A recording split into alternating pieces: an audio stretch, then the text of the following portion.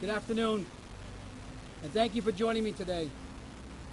Today I'm going to share with you a comprehensive list of allegations. Can't hear me? Okay.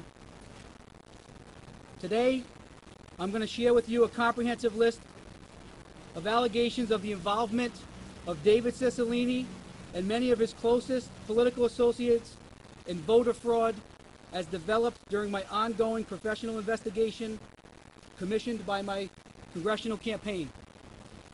These allegations initially surfaced during my 2010 campaign for Congress. And then, subsequent to my 2012 campaign announcement, the allegations of voter fraud again came to my attention, but this time only more intense and more troubling. I soon realized that what was being alleged was more than run-of-the-mill political dirty tricks.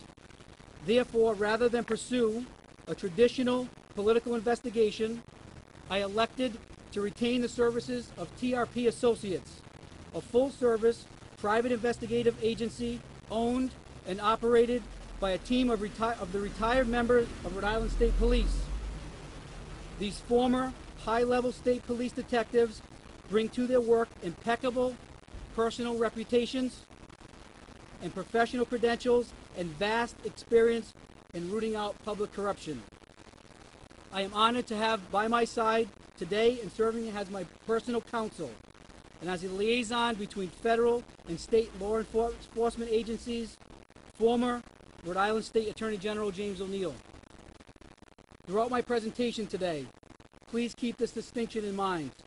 I did not ask TRP to investigate voter fraud. Rather, I asked TRP to investigate David Cicilline's possible involvement in voter fraud, which is exactly what they did. In other words, the common denominator that runs through the vast majority of the mountain of evidence that TRP gathered is David Cicilline. The reason why I ask you to join me here today is to share a comprehensive sampling of David Cicilline-related voter fraud evidence generated by the TRP investigation and delivered upon their requests to the Federal Bureau of Investigation and the Rhode Island State Police. Neither of those law enforcement agencies have the slightest interest whatsoever in my political fortune or anyone else. The principals of TRP do not approach matters lightly. Their reputations as world-class investigators rest in part on their unwillingness to inflate or otherwise miscategorize their work products. What you're about to hear is not political campaign rhetoric.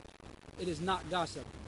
It is evidence of conduct that compromises the very core of the electoral process. As a result of TRP's painstaking investigation, I can now share with you how individuals are paid to vote for certain candidates, how individuals are paid to vote multiple times at different polling places in a single day, how individuals are paid to impersonate actual voters who will not vote in a given election, how individuals are registered at business addresses, how individuals are registered at abandoned buildings and vacant lots, how individuals from out of state are driven by vans to vote at multiple polling places, how mail ballots are compromised, how electronic voting machines are compromised, how deceased voters somehow managed to vote. When the initial evidence was gathered, TRP contacted the U.S. Attorney General's office and secured a meeting at which the evidence would be presented. Before the meeting could take place, the FBI contacted TRP and requested an immediate meeting to discuss the matter. At that meeting, TRP turned over the evidence to the FBI. As I speak, TRP's investigation continues. Additional evidence is being developed. The proper authorities are being regularly updated. Last week, I was contacted by Colonel Stephen O'Donnell, Superintendent of the Rhode Island State Police. I met with Colonel O'Donnell as recently as yesterday, and I am grateful for his assistance. It is now time to read to you in its entirety a brief but damning statement by a person who enjoyed a unique, panoramic view of how intimate political associates of David Cicilline, some of whom are on his congressional staff to this very day, are being paid with our tax dollars allegedly conspired to commit voter fraud in support of their employers' candidacies for public office. Understand, when I quote from witness statements such as this one, I am quoting from sworn statements made under the pain and penalty of perjury. In other words, you're going to hear testimony given under oath, the same oath taken by witnesses in court proceedings. All of these statements have been submitted to the federal and state authorities. It's in the truck. First statement in its entirety. In 2002, I was a volunteer for Cicilline for Mayor campaign. I worked daily in the campaign office. The night of the election, I was working at the campaign headquarters. The following is a list of things that happened during election time and the days leading up to election night. On the night of the election, I was in charge of 12 passenger vans that left, excuse me one second.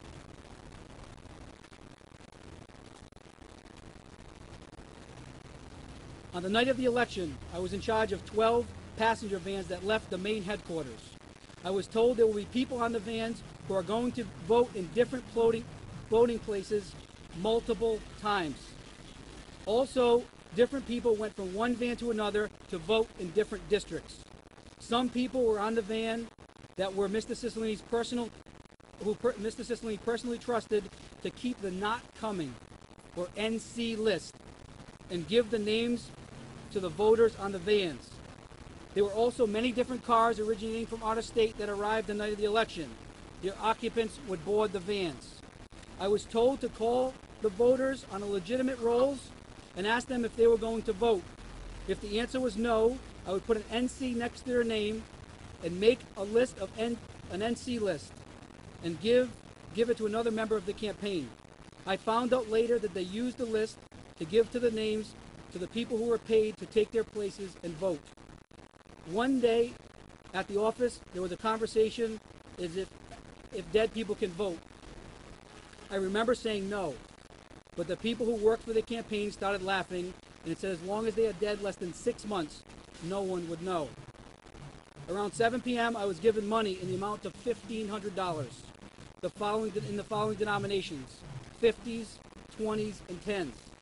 A tall gentleman named, we are redacting the names, CA5, asked to give each voter $50 as they came off the bus.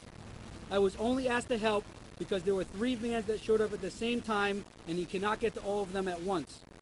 I also witnessed people being asked if they would vote for voters who could not make it, and they were also given $50 to do so. Also, the layout of my office was as follows. There was the entrance, and then my desk. Behind me, there was his press secretary and other people from David Cicilline's inner circle.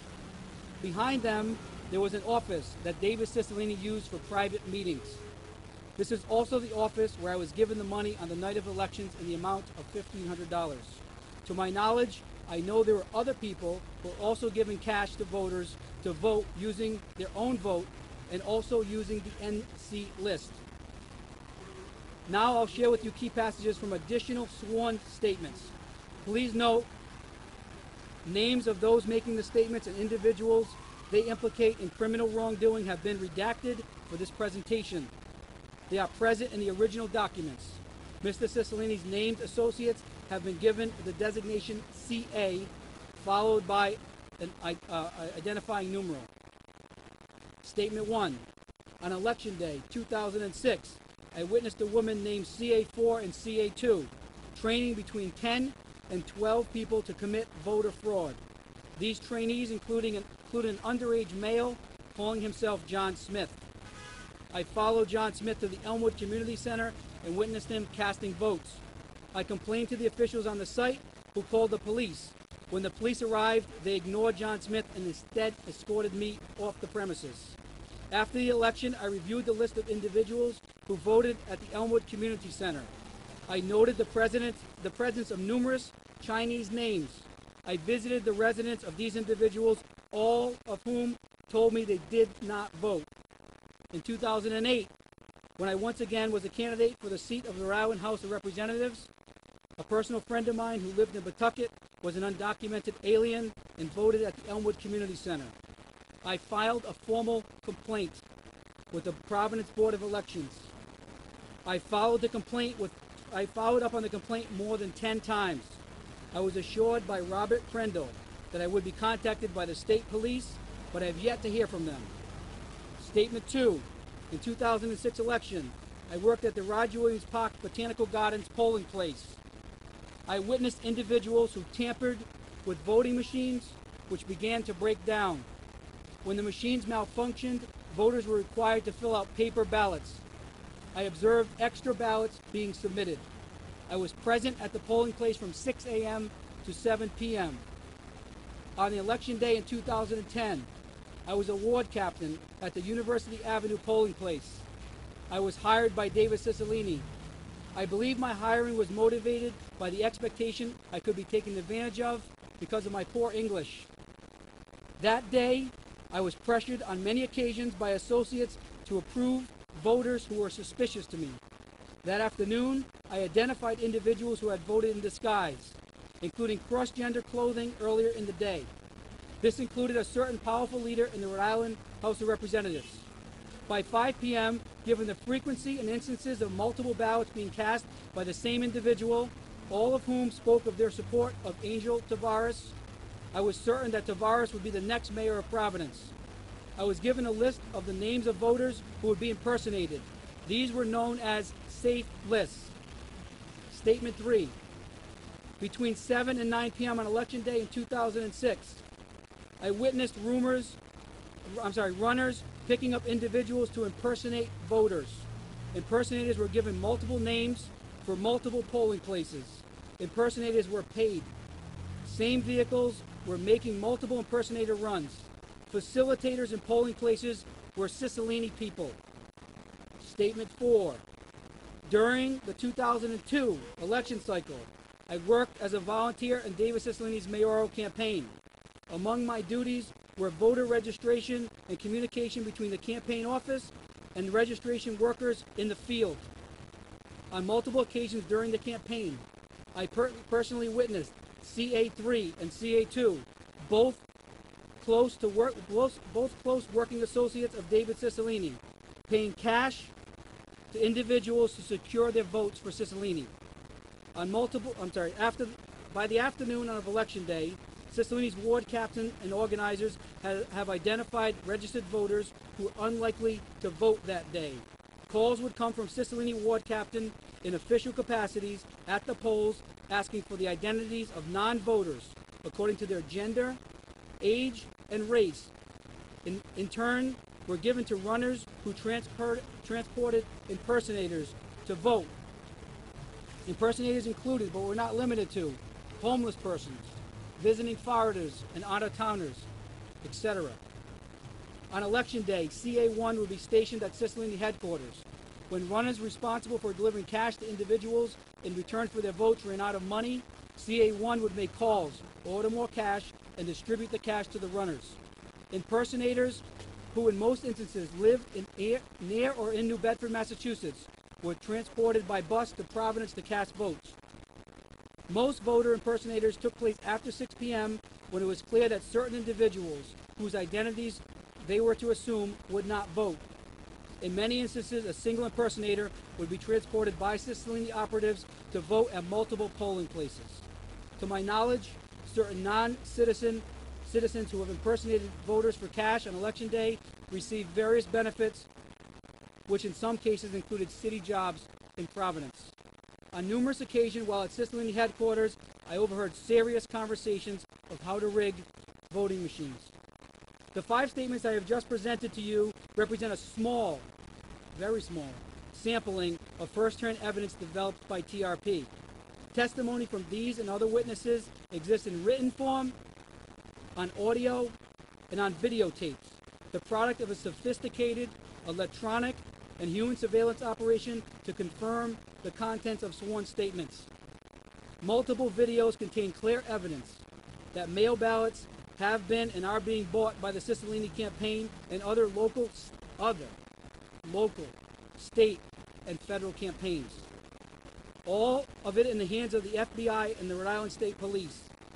And all on all the Cicilline-related material directly responds to my initial assignment for TRP to investigate David Cicilline's possible involvement in voter fraud. Now let's move on to the documents where individuals are registered to vote illegally. In your press kits that we'll be handing out at the end of the press conference, you will find samples of dozens of reports that we have generated demonstrating how individuals are registered to vote in violation of the law at abandoned buildings, vacant lots, and businesses. One of these addresses is the location of David Cicilline's campaign headquarters. Based on the information that I've shared with you today, and with the yet undisclosed balance of the TRP-generated evidence in mind, I ask that on the behalf of the people of the state of Rhode Island, that the following actions take place immediately. I request that the Federal Election Commission immediately intervene to ensure free and fair elections in the state of Rhode Island. Reasonable persons with access to evidence generated by the TRP investigation will no doubt conclude that absent FEC intervention, Rhode Island's 2012 elections will be compromised. Please note that I formally made this request in a letter dated August 17th and addressed to Carolyn Hunter, Chair of the Federal Election Commission. I request that the Rhode Island Board of Elections freeze all mail ballots until they can be individually verified, provide enhanced security to all District 1 polling places to guard against voter fraud activities as outlined above and in any other form. Immediately calibrate voting machines as mandated in our state's public record law, and I formally requested in correspondence dated August 14th an address to the Board of Elections Chairman Frank Rigo. Immediately secure all voting machines. Secure voting machines immediately after the polls close. I request that the Rhode Island State Police provide protection to all witnesses, current and future, who step forward with courage to aid in our investigation. I'll close my remarks today by answering, before it is asked, what I suspect is be your first question. It is a valid question. I owe it to the people to provide a complete and honest answer. In my opinion, have I presented today smoking gun evidence that David Cicilline has committed criminal acts relating to fraud? My answer, based on the results of the ongoing TRP investigation, is a resounding yes.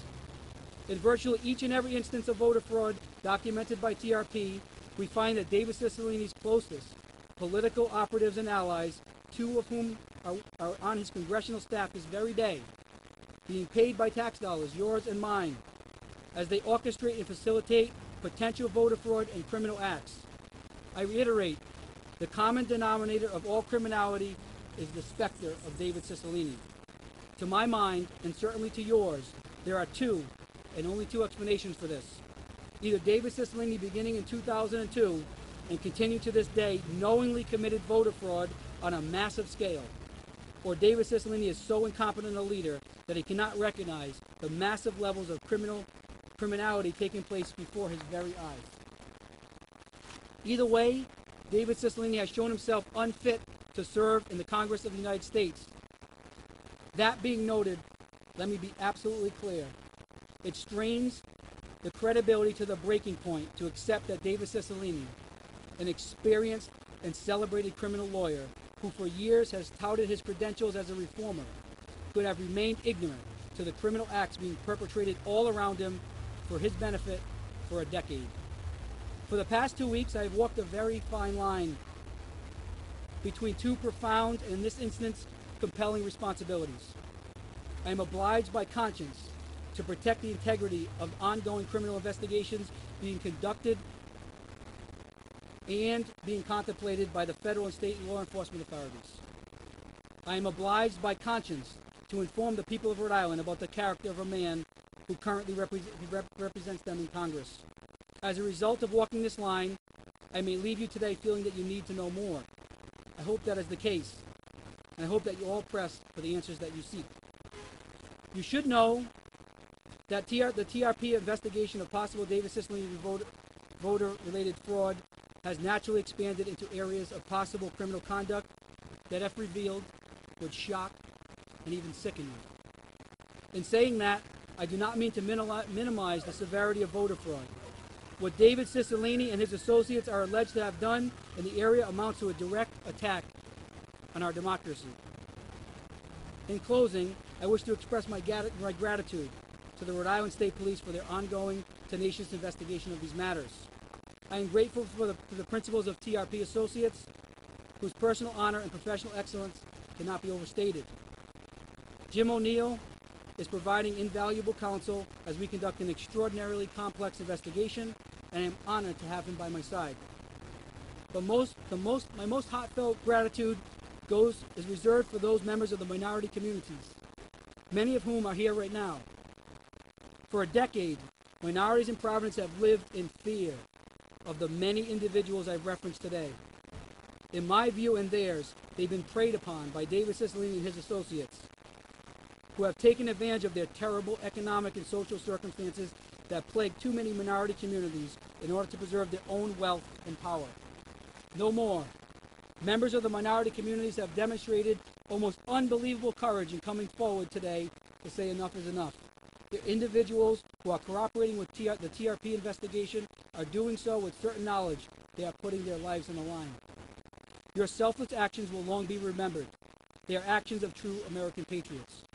I have one more request to make of everyone within the sound of my voice. Do not be discouraged. Do not allow David Cicilline or anyone else to convince you that your vote is meaningless. The only way to rid our local, state, and national political lives of the corruption that David Cicilline and his ilk represent is to step forward and cast your votes. Cast them out by casting your votes. As for me, whether or not I prevail in the 2012 election, I promise you today that I will continue to fund and otherwise support the ongoing investigation of David Cicilline and his associates. I will stand with you, shoulder to shoulder. Of course, I'm seeking your support on Election Day, but in the final analysis, this day is not about voting for Anthony Gemma. It's about voting. Today, I'm not asking for your vote. I'm asking you to vote. And when you do, you will be speaking truth to power, and you will be heard. Thank you very much. I open for questions.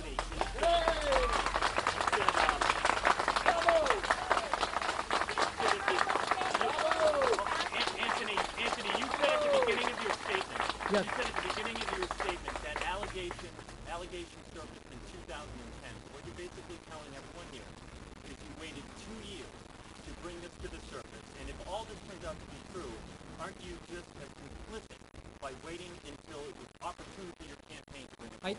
Tim, I don't believe so. Here's what I believe. There's so many rumors that come to you when you're running for office.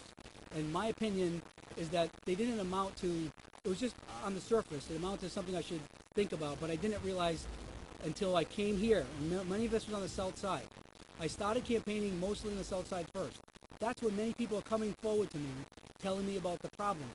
These people are coming to me crying. This is real. They're hiding in their attics with weapons because they're afraid. That's what really happened. And I started to realize it was real.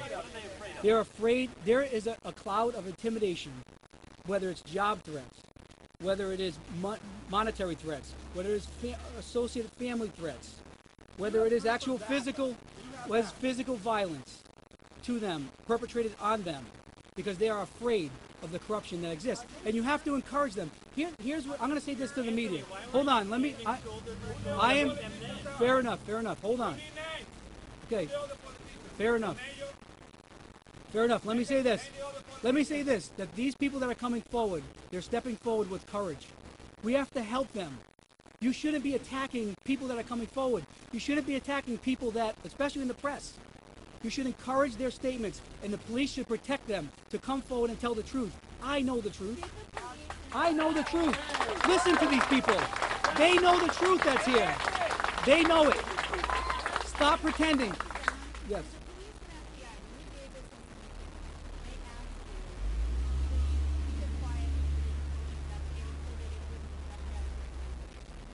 Yes, I have to say that Colonel O'Donnell specifically asked me to keep some of it, to keep it. I mean, in a perfect world, I wouldn't say anything till after the election, okay? And I have a challenge with that because, number one, the voters need to know. They need to know now. And that's why this may look like it's some political trick, but it's not. It's really happened. So hold on, let me finish the question, please. Let me finish the question. So yes, but here's the thing. Hold on, please. Let me answer the question. There's much more evidence of other activity.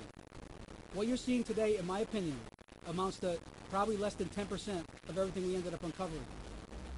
So I am protecting much of the other investigations that are probably ongoing, and they may not want me to say that, but that's the truth. My integrity is on the line. I didn't call you all here today to make this a big circus event. I called you all today because I have researched and I have spent the money to investigate. The people that are down here, the people mainly on the south side that have been taken advantage of, talk to them. You as the press, you should go out individually, follow some of these people. Okay, you should do. Listen, hold on. Fair enough. I have to protect those that want to be protected. If there are people that want to come out, and I'm sure there will, based on today, everybody that's in this statement that is in this statement is here today. Everybody. They hold on, but you have to. Okay, but hold on. As members of the press, with due respect, you should be worried about their safety as I am. They are unsafe. They.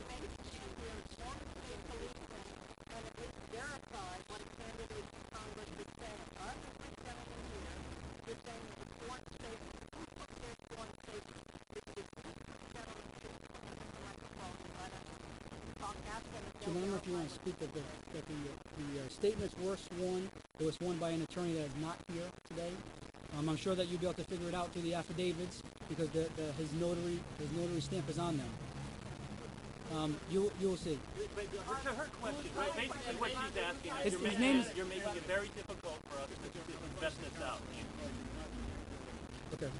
You're making it difficult to vet it out, so why not let the law enforcement investigate this and finish it, then hold review count? Because here's what happens. Last evening, mail ballots was the last day mail ballots could be submitted. It was our belief that many fraudulent mail ballots were going to be submitted up to last evening. The reason that we telegraphed this event today, one of the many reasons that we waited a week, was to put Mr. Cicilline and his associates on notice that we are watching daily the submission of mail ballots. What I believe has happened, and I don't know what was submitted up to last evening, is they would be crazy to submit fraudulent mail ballots after the telegraphing of this event today, knowing that federal authorities were involved and state authorities were involved. But let me say this, that mail ballots is just but one small piece of the voter fraud that I'm describing to you today. And voter fraud is but one small piece of the overall fraud and criminality that's happened here in Rhode Island. And what I've learned is this. I'll say this. And it makes sense to me now, and I don't know why it didn't make sense to me before. I didn't look at it this way, maybe because I'm not in law enforcement. The corruption in our state, and probably across the country, but I'm going to talk specifically in our state, it must exist by getting the right people in office so that they can perpetrate the corruption that happens below them. If I get in office, I won't be manipulated. And once you get good people in office, they can't be manipulated. But that ruins everybody else's chances of soliciting the corruption. No. They're not.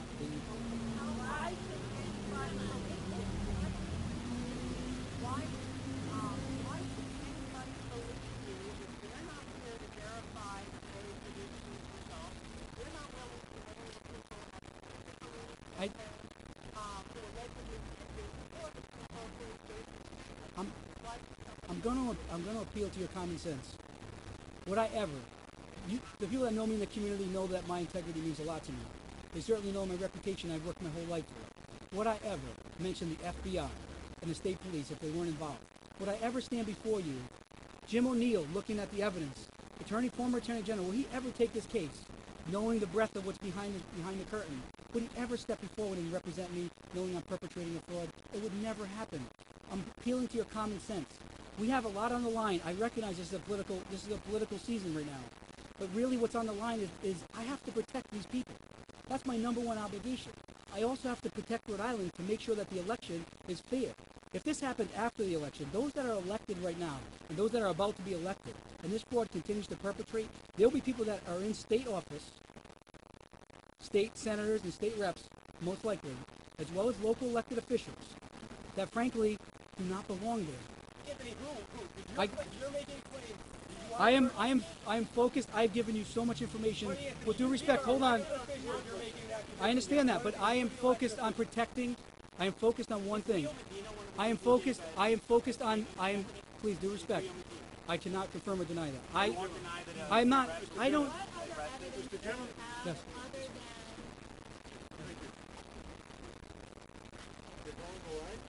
anyone here that'll come forward and go statements? Is there anyone here that made those statements? Just say this. Let's say this. You're all great investigators, many of you. Please reach out to the community. Do it anonymously. They will tell you. There's many people in this community that will tell you, if you ask them to tell you anonymously, you will see the scope and breadth of all of the deception and all of the intimidation that's happening right here on the south side. You don't have to go very far from this road.